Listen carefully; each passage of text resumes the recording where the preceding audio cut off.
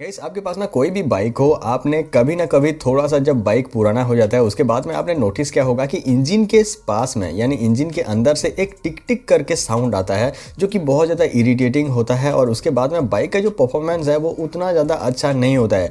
जब bike 10,000 plus kilometre जो है चल जाता है उसके बाद में ज़्यादातर जो पल्सर की बाइक होते हैं जैसे कि पल्सर RS हो गया, पल्सर NS हो गया या फिर पल्सर का जो AS मॉडल हो गया, उन्हीं सारे इंजन में थोड़ा सा इसका प्रॉब्लम होता है। एक्चुअली ये जो टिक टिक प्रॉब्लम होता है ये इंजन के अंदर से ही आता है और बहुत सारे लोग कंफ्यूज हो जाते हैं कि इंजन के अंदर से ये जो टिक टिक प्रॉब्लम है ये कैसे सॉल्व होगा। गाइस इस वीडियो में मैं आपको दिखाऊंगा कि एक्चुअली ये जो प्रॉब्लम है ये क्यों होता है और इसे कैसे सॉल्व किया जाता है।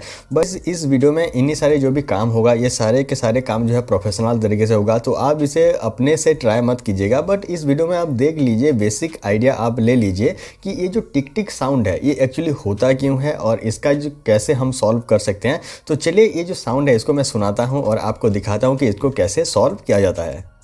गाइस सबसे पहले मैं अपने बाइक को जो है स्टार्ट करके सुना देता हूँ कि इसका साउंड जो है कैसा आ रहा है।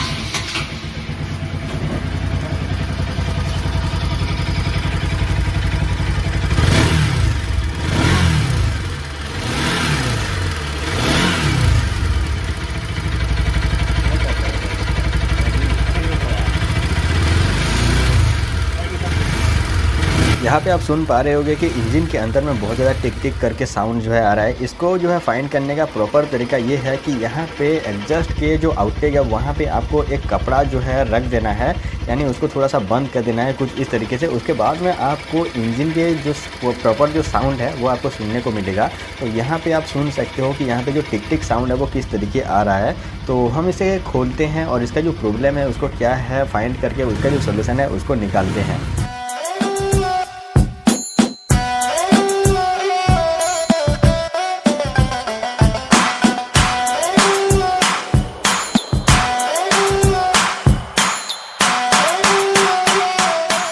गाइस यहाँ पे हमारे बाइक का जो डीअसेंबल है वो पूरा कंप्लीट हो चुका है। यहाँ पे आप देख सकते हो कि हमारा इंजन का जो टॉप कवर है वो यहाँ पे दिख रहा है, इसको हम टॉप कवर ही बोलते हैं। और ये जो टॉप कवर है यहाँ पे जो 4 बोल्ट है इसको हमको खोलना है और इसके अंदर में जो भी सारे सेटिंग है वो करना है। कैसे करना है वो सब आगे बताऊँगा, बट इसको खोलने के बाद में एक आपको गैस्किट देखने को मिलेगा और ये जो गैस्किट है इसको आप रिप्लेस भी कर सकते हो या फिर जो ग्लू है उसके जरिए आप इसे जो है लगा सकते हो। यहाँ पे आप देख सकते हो 4 वाल्व है। ये जो वाल्व है ये एक्चुअली इंजन के जो हेड है वहाँ से कनेक्ट होके ये जो वाल्व है ये निकलता है। इसको एक्चुअली बोलते हैं टेक्निकल टर्म में इसको टैपिड बोलते हैं। और ये जो टैपिड है इसके 4 वाल्व होते हैं और यहाँ पे आप देख सकते हो किसी किसी बाइक में 2 वाल्व भी हो सकते हैं। यहाँ पे हमारे NS200 में 4 वाल्व हैं और इसको एक्चुअली हमको सेटिंग करना होता है। ये जो 4 वाल्व है ये एक्चुअली लूज हो जाते हैं, जैसे टाइम के साथ साथ ये जो वाल्व है ये लूज हो जाते हैं जब बाइक थोड़ा सा पुराना होता है। तो ये जो वाल्व है इसको अपने को टाइट करना होता है और इसको टाइट करने के लिए एक स्पेशल की भी आता है जिसको हम टैपिट की भी बोलते हैं। और टैपिट की मदद से आप जो है इजीली ये जो स्क्रू है ये जो वाल्व है इसको टाइट कर सकते हो। यहाँ पे हम टैपिट की का यूज़ नहीं कर रहे हैं, हमारे पास में अल्टरनेट है इसको टाइट करने का। तो यहाँ पे आप किसी प्रोफेशनल के पास में ये जो की है ये जो टैपिट सेटिंग है उसको करवा सकते हो। यहाँ पे आपको इतना जो है सेटिंग करना है कि पूरा का पूरा लूज ना हो वाल्व और ना ही पूरा टाइट हो। यहाँ पे आपको मीडियम जो है रखना है, बहुत ही अच्छी तरीके से आपको टैपिट को जो है सेट करना होता है। इसीलिए मैं आपको बोल रहा था कि प्रोफेशनल के पास में जाके करवाइएगा। आप अगर ज़्यादा जो है टाइट कर देते हो तो आपका जो इंजन है वो फटने का चांसेस होता है और आप अगर ज़्यादा लूज़ कर देते हो तो ना ही आपको पावर मिलेगा ना ही आपको माइलेज मिलेगा। यहाँ पे हमने पूरी तरीके से जो वाल्व है उसको टाइट कर दिया है। उसके बाद में यहाँ पे हमने टॉप कवर को जो है बंद भी कर लिया है। उसके बाद में पूरा असेंबल भी यहाँ पे हमने सारी चीज़ों को कर लिया है।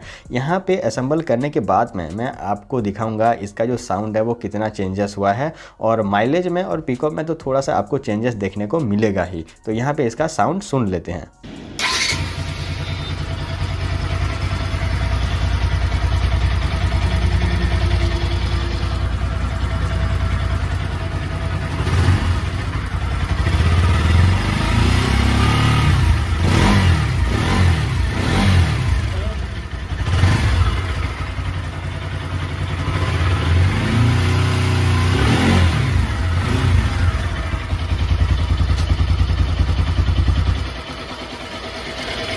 गाइस काफ़ी हद तक हमारा ये जो साउंड है वो सॉल्व हो चुका है। NS RS AS में थोड़ा सा टेपिट का साउंड रहता है पहले से ही, तो यहाँ पे इतना साउंड जो है चलेगा, बट काफ़ी हद तक जो टिक टिक साउंड है वो बंद हो चुका है। तो यहाँ पे आप इस तरीके से ये जो प्रॉब्लम है इसको सॉल्व कर सकते हो।